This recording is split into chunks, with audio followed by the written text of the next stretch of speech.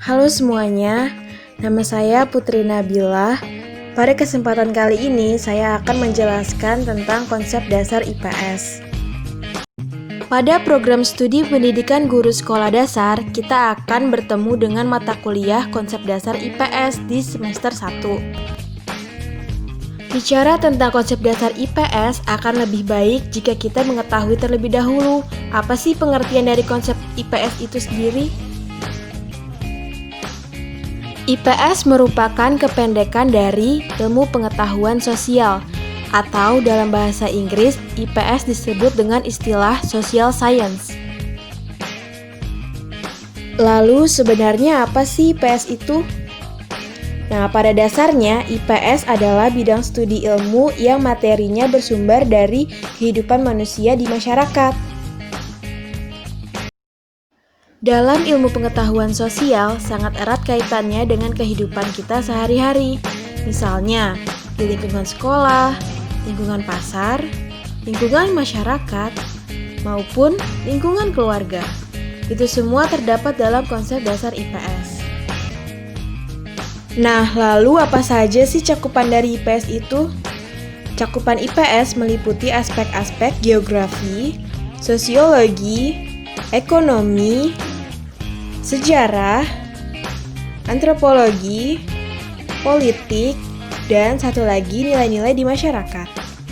Di Indonesia, IPS dijadikan sebagai mata pelajaran untuk siswa sekolah dasar dan siswa sekolah menengah tingkat pertama. Sedangkan untuk tingkat SMA dan perguruan tinggi, IPS dipelajari berdasarkan cabang-cabang dalam ilmu khusus.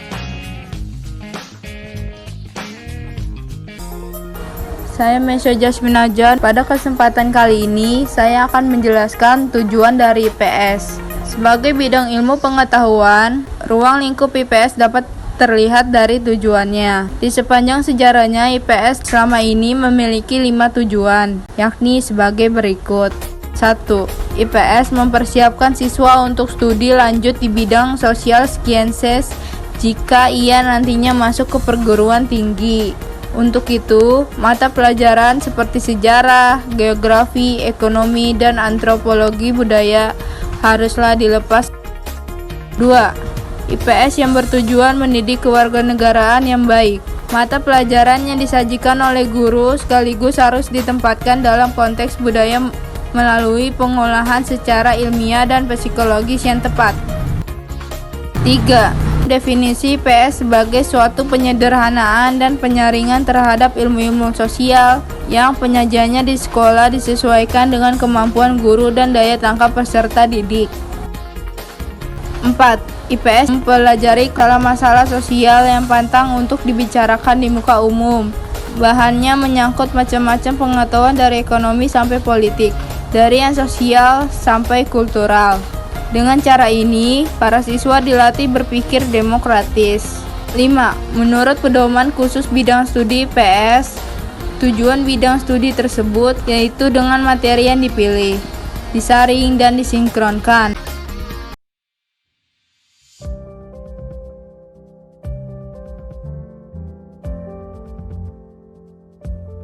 Pembelajaran IPS mengarah kepada dua hal. Yang pertama, pembinaan warga negara Indonesia atas dasar moral Pancasila atau UUD 1945. Nilai-nilai dan sikap hidup yang dikandung oleh Pancasila atau UUD 1945 secara sadar dan intensif ditanamkan kepada siswa sehingga terpupuk kemauan dan tekad untuk hidup bertanggung jawab demi keselamatan diri, bangsa, negara, dan tanah air. Yang kedua, sikap sosial yang rasional dalam kehidupan. Untuk dapat memahami dan selanjutnya mampu memecahkan masalah-masalah sosial perlu ada pandangan terbuka dan rasional. Dengan berani dan sanggup melihat kenyataan yang ada, akan terlihat segala persoalan dan akan dapat ditemukan jalan memecahkannya.